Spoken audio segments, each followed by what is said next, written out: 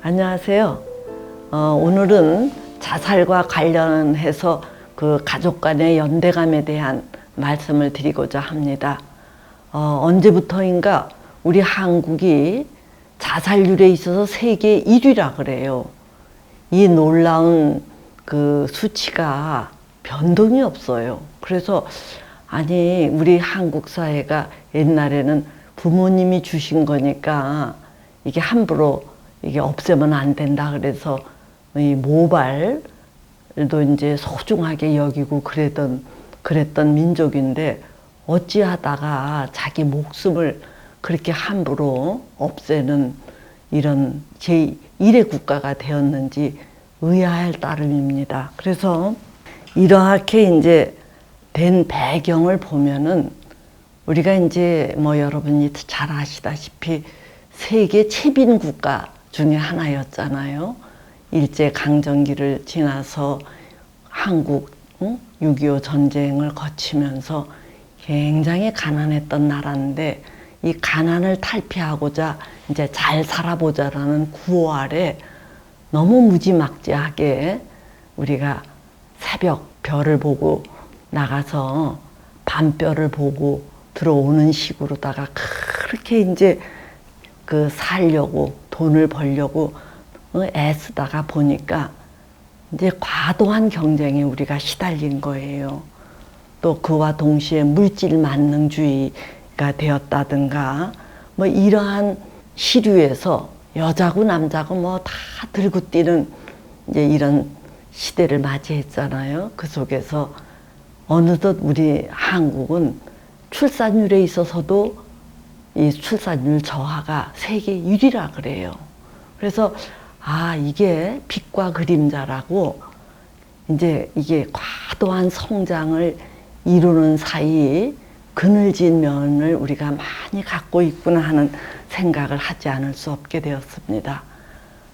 얼마 전에도 이제 실제 상담에서 이제 어느 청년을 접했는데 이 자살을 시도하고자 하는 사람들의 주 특징은 하나같이 외로움을 호소한다는 거예요. 외로움에 찌들다 못해서 이제 죽어 없어지겠다 뭐 이런 식의 의식을 갖고 있는데 저를 찾아왔던 이 청년도 마찬가지였어요.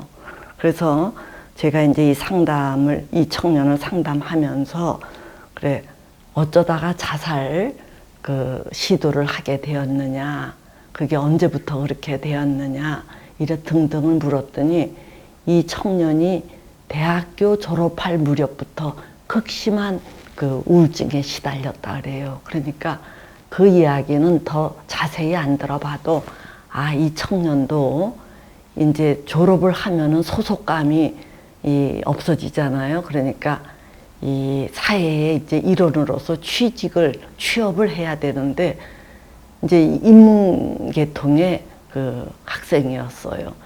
그러니까 인문계통 또는 사회계통의 그 전공자들이 바깥에 나가면은 이 이공계통의 전공자들과는 달리 취업문이 더 좁아요. 그래서 이 청년도 이제 그런 압박감에 시달리다가 이제 막상 졸업을 하고 뭐 자소서를 쓰는데 거의 1년을 허비했다고 하는데 그게 뜻대로 되지를 않은 거예요. 그러니까 이제 어느 순간 이 청년이 자살 시도를 하려고 했다가 실패를 했는데 그 이후부터는 조금만 불안해지면은 자살을 하려고 하고 그렇게 하다가 이제 자기가 스스로 얘기하기를 자기가 좀 쫄보 기질이 있다 그래요. 그래서 두려우니까 처음에는 취직이 안 되는 거에 대해서 너무너무 비관한 나머지 자살을 하려고 했지만 이제는 자살이 정말 이루어질까 봐 두려워서 저를 찾아오기는 했어요. 그래서 제가 이 청년을 이제 상담을 하면서 그래 오죽 답답하고 허허벌판에 홀로 있는 것 같았으면은 그렇게 죽어 없어지려고 했겠느냐 하면서 이 청년의 막막한 심정을 상당히 헤아렸어요. 이제 그렇게 헤아리다가 자 그런데 네가 아무리 그래도 그렇지 취직이 안 된다고 죽어버리면은 너의 부모는 그 제정신으로 살 수 있겠냐? 응? 그 부모가 아마 제정신으로 살기 어려울 거다. 뭐 같이 우울증에 걸리거나 환장하지 않겠느냐 그랬더니 이 청년의 답이 의외였어요. 뭐라고 하느냐면 제가 죽고 없는데 그네들이 환장을 하든 우울증에 걸리든 그게 저와 무슨 상관이 있습니까? 이렇게 묻는 거예요. 그래서 제가 그래도 다른 이도 아니고 가장 가까운 부모와 자식 간의 관계인데 자기가 죽고 없어지면 그네들이 우울증에 걸리든 환장하든 자기와 관계없다니. 그래서 제가 무슨 말을 그렇게 냉정하게 하느냐 그랬더니 이 청년이 그냥 입을 삐죽삐죽 하면서 제 말에 별 자극을 안 받는 거예요. 그래서 야, 이게 어떻게 하다가 이렇게 철저한 고아의식을 갖고 있는지 이 자체가 이 문제다. 이제 이렇게 제가 얘기를 했더니 그 청년이 뻥하니 저를 쳐다봐요. 그래서 저도 네가 이렇게 아주 부모도 아랑곳하지 않을 정도로 너는 너 나는 나 이렇게 이런 의식을 갖게 된 데까지는 성장 과정에서부터 뭔가 제대로 케어, 즉 보살핌을 받지 못한 게 문제인 것 같은데 그거를 우리가 한번 메꿔가면서 다시금 사람다운 사람으로 거듭나지 않으면은 이 자살을 방지하기 어렵겠다 이렇게 얘기한 적이 있어요.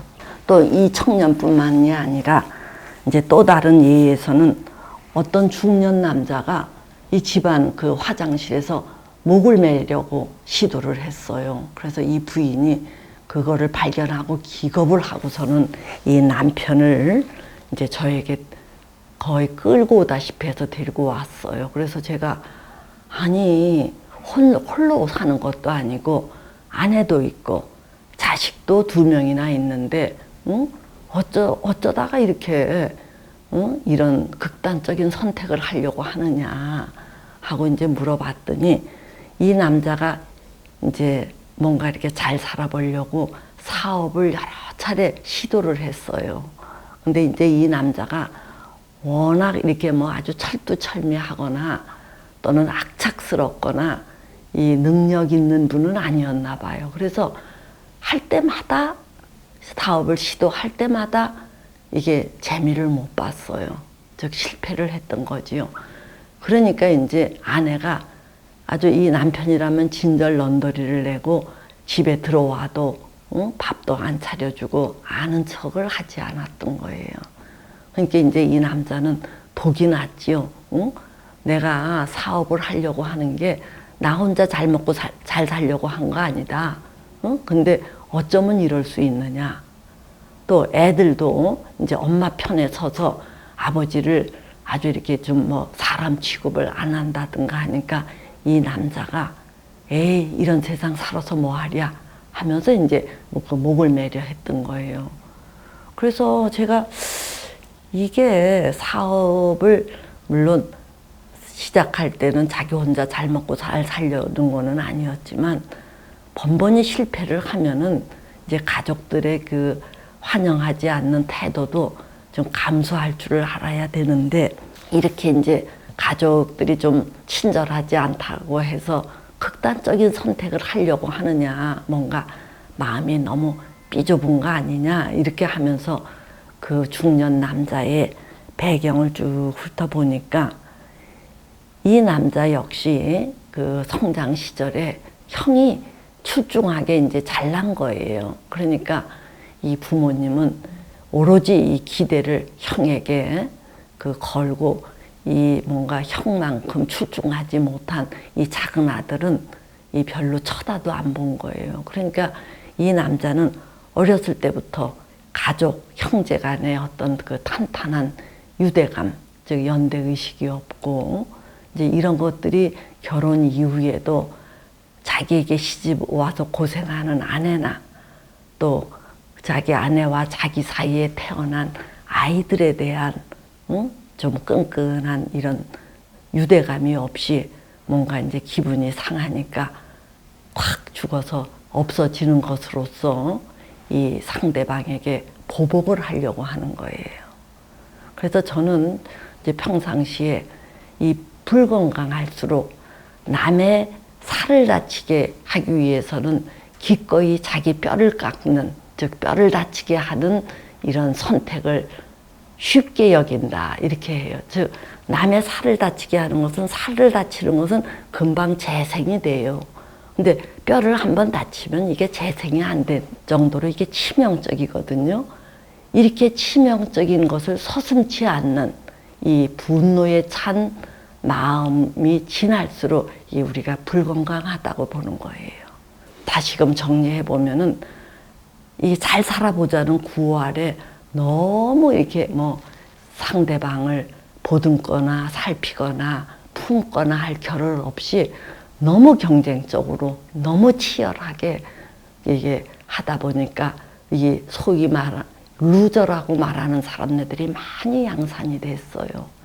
이제 이러한 분들이 어느 순간 뭔가 일이 자기 뜻대로 진행이 안 됐을 때 그거를 견디거나 감내하거나 이렇게 하지를 못하고 쉽게 이게 자살로 이제 감으로써 자기를 해하고 또 자기 측근 사람들의 가슴에 칼을 꼽는 식의 일을 저지르는 게 아닌가 이런 생각을 하게 됩니다. 그래서 저는 이제 우리가 인생을 살아가는 데 있어서 가장 중요한 거는 우리가 삶이라는 것은 늘 어떤 위기가 닥쳐요.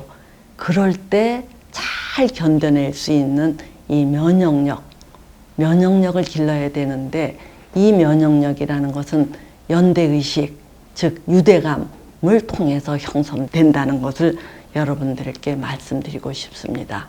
그래서 특히 부모님들이 자녀를 키울 때 무조건 잘해라 잘해라 이렇게만 말씀을 하실 게 아니라 몸소 정성을 기울여 주어서 이 자녀와 이 교류하는 시간을 가져야 자식들이 사회에 나왔을 때 어떤 위기가 닥쳤을 때 그거를 감내할 수 있는 힘을 기른다는 얘기예요.